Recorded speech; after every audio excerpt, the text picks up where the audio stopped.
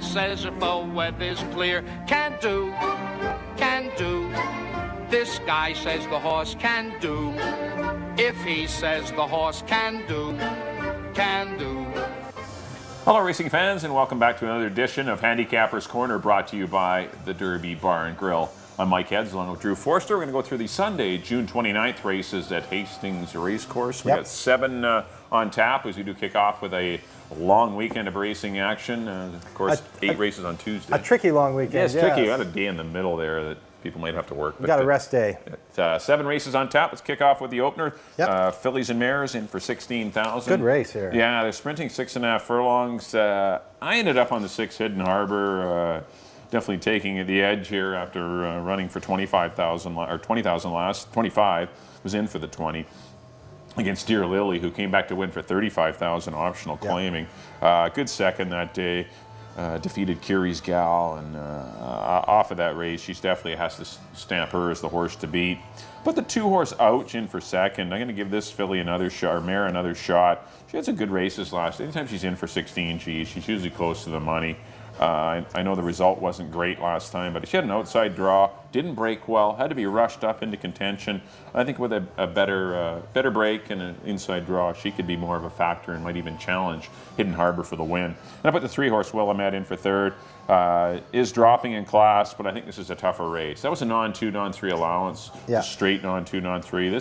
This has got some multiple winners in here, multiple winning fillies that are pretty nice. So I think she may have some troubles with them, but we'll see. But Dino saddles a couple in here. He's got both the 2 and 3. And but I do like the Tracy McNeil runner. I went 6, 2, and 3. I went with Willamette. She's always running against tough horses. Only got beat a couple lengths last year by Temperance Steel, your eventual Oaks winner. I thought that was a really hardy race, the first one out, even though it was a non-2, non-3 race against Lock and Bamboo Dream.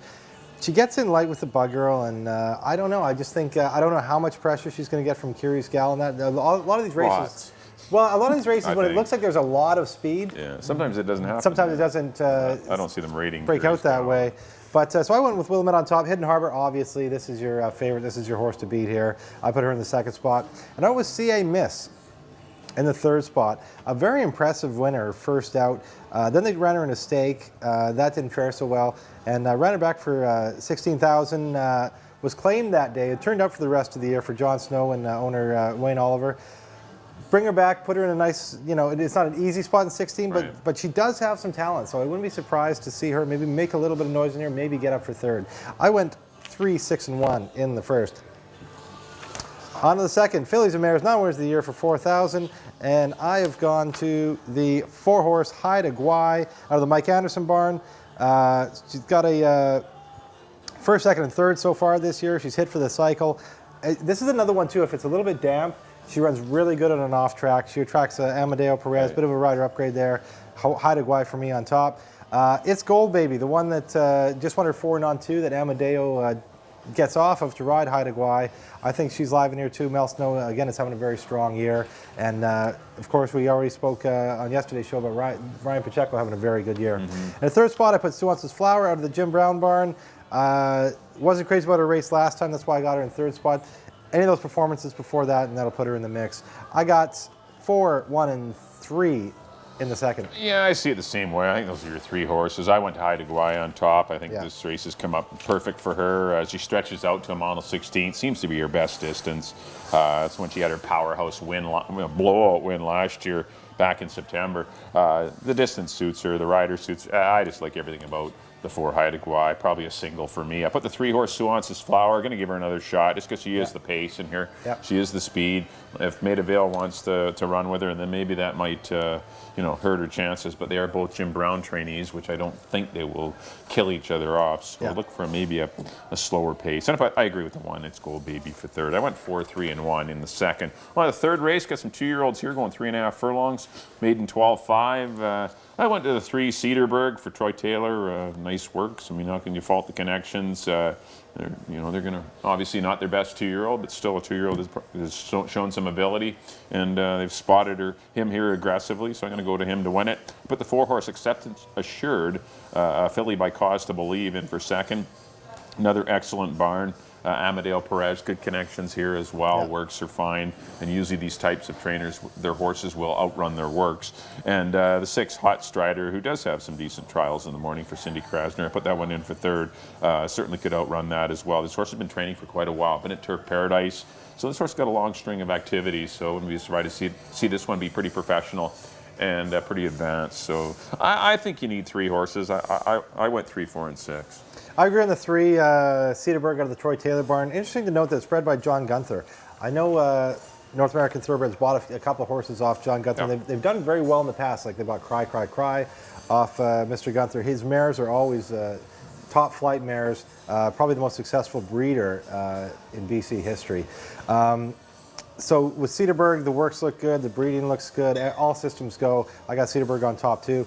I agree with you on Acceptance Assured, the Peter Reddick, Anita Bolton, Amadeo Perez connections. Tough to beat those. The third spot though, I went to Silver Ovation. Sylvia Gregory having a very strong year. She's got excellent 2-year-olds. And doing very good with the young horses. Her and Ryan Pacheco batting at a high percentage, around 20%. Got her in third spot. I went 3, 4, and 1 in the third. On to the fourth, claiming 8,000 for 3-year-olds and up. I've landed on What a Sense of Humor out of the Pat Jarvis barn. Making his first start of the year, but comes right out at the $8,000 level. I think that will suit him well. Frank Fuentes knows this horse. I'm sure he's been getting on him in the mornings. This is a horse that was kind of cut out to be a nicer horse. And I think at this level... Humor, APND. Yeah, exactly, yeah. At this level, I think it's a good spot for him to start, and I think he can start with a win. The second spot, I went to the 6, Hockley, out of the Tracy McNeil barn. Another one, Amadeo Perez.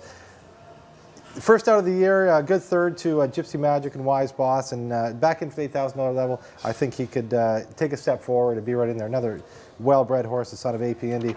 And in the third spot, my favorite name here at Hastings. I Don't Roll on I Don't Shabbos. Roll on Shabbos, from the greatest movie of all time, The Big Lebowski. A horse who likes to win, was strung together a bunch of wins in Phoenix and Los Alamitos. Ran into a tough starter race down in Phoenix last time. Those can be pretty salty, so I don't. That doesn't bother me that he didn't run very good in there. That was a little while ago, so he's had some time off, some time to get used to Hastings, and I got I Don't Roll on Shabbos in the third spot, 3, 6, and 2. Yeah, I don't have a lot to add. I have the same 3 horses. I think What a Sense of Humor is the best horse, likely the best horse in the race, but still risky. Hasn't run for some reason until almost July, but the works are decent, so there are some concerns there. The 6 horse Hockley, nice first up run. You got to have that horse, and the 2 horse, as you mentioned, I Don't Roll on Shabbos. This horse has won 7 races in its life. He's a cool horse that has some speed, and speed's dangerous, especially when you get a bug girl and Corinne Andros in the tack, and might just play catch me if you can. So 3, 6, 2 for me in the fourth, which does kick off the pick 4, the late pick 4 at Hastings. On to the 5th race, got some maiden 5 granders going a mile and a 16th. I ended up on the class dropping number 7, Bluegrass Man. Corinne Andros, a ride for Frank Barabee. The horse been running against tougher company. Has a couple of mile and the 16th races under his belt. One good one when running second behind Turnin' Home. So this horse should be the best in here. I put the 8 horse Shingan Sky, another one on the class drop, in for second. And I went to the 5 Nullarbor. Horse around 4th in his debut, but he did lose to a couple that are in the race, but I think being just his first start of the year, I think this horse is eligible to improve. He's a 4-year-old son of Gilded Time for a good outfit, and I just think this horse has some upside and certainly might like the extra distance. So I went 7, 8, and 5. I agree on the 7, Bluegrass Man. He's your horse to beat in there. As you mentioned, big class drop, gets in a little bit lighter with the Bug Girl, dropping from 20. The horse has kind of been up and down the claiming, the maiden claiming ladder, but he drops in for his lowest price of his career. He's your horse to beat. I put Promise Glory out of the Dave Forster barn in the second spot. The race last time he was wide early, he was like way back, last wide, and made up a lot of ground on a sloppy track where not a lot of horses were making up ground. It was his first start long. I think if he is going to eventually break his maiden, it's going to be long. That's where he might be able to get the job done. Amadeo Perez sticks with him, so I got him in the second spot.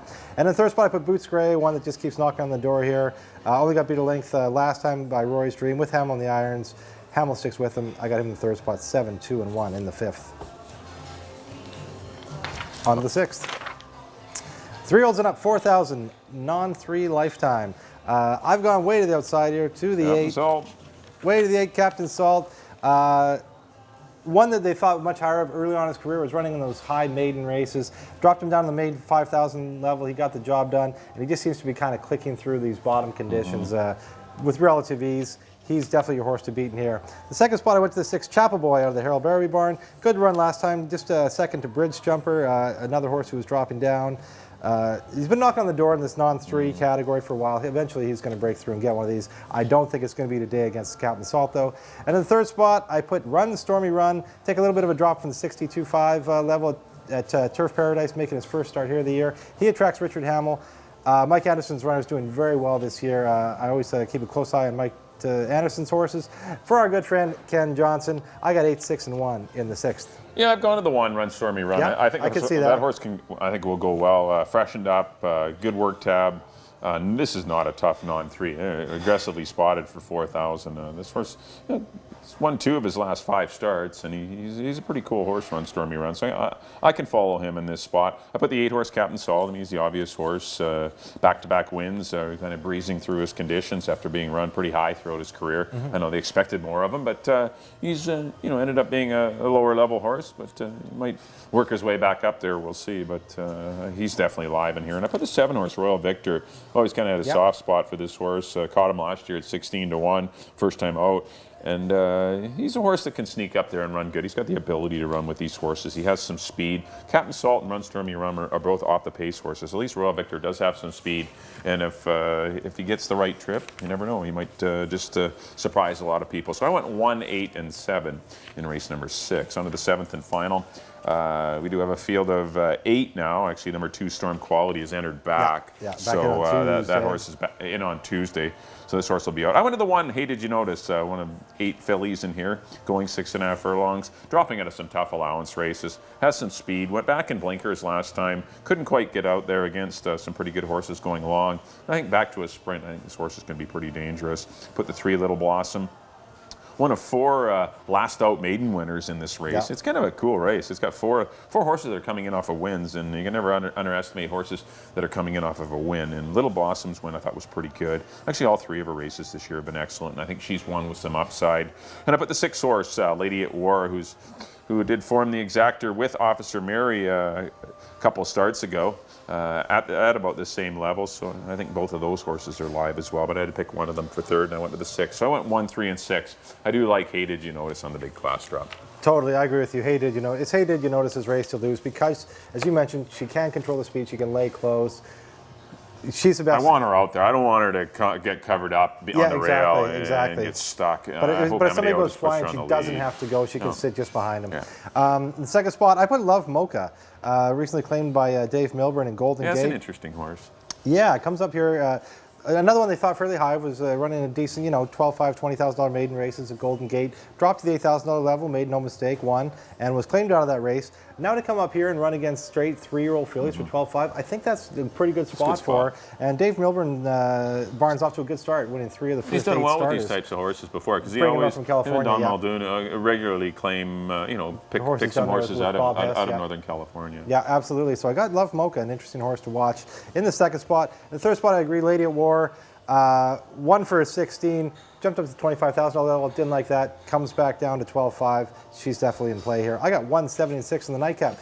That'll do it for our analysis of the Sunday, June 29th card. Up next on screen will be our picks. Mike, as always, is up first. There we go. Back in race number 1, I went to the 6 horse, Hidden Harbor. 6-2-3 for me in the opener. In race number 2, I went to the 4, Haida Gwaii. 4, 3, and 1. Pretty formful, likely daily double. On to the 3rd race. I like the 3 Cedarburg, but a tough 2-year-old race. Anytime you get 2-year-olds, it's always a difficult handicapping assignment. Always check the paddock out for further clues. 3, 4, and 6 in the 3rd. 4th race, number 3, What a Sense of Humor over Hockley and I Don't Roll on Shabbos. In the 5th race, I went to the 7, Bluegrass Man. I think today's the day for him. 7, 8, and 5. 6th race, number 1, Run Stormy Run over the 8, Captain Salt. And the 7, Royal Victor. And then the 7th and final, number 1, Hey Did You Notice over the 3 and 6. On to Drew's picks. There we go. In the first, I went to number 3, Willamette over the 6 and the 1. In the second race, I went to the 4, Haida Gwaii over the 1 and the 3. In the third, I went to the 3, Cedarburg over the 4 and the 1. In the fourth, I went to the 3 again, What a Sense of Humor over Hockley and I Don't Roll on Shabbos. In the fifth, I agree with Mike again on number 7, Bluegrass Man over the 2 and the 1. In the 6th, I went to the 8, Captain Salt over the 6 and the 1. And in the nightcap, I'm with Mike again. We got a lot of the same picks today. That's all right. Yes. We're going to give them winners. Number 7, 7th race, number 1, Hey, Did You Notice over the 7 and the 6.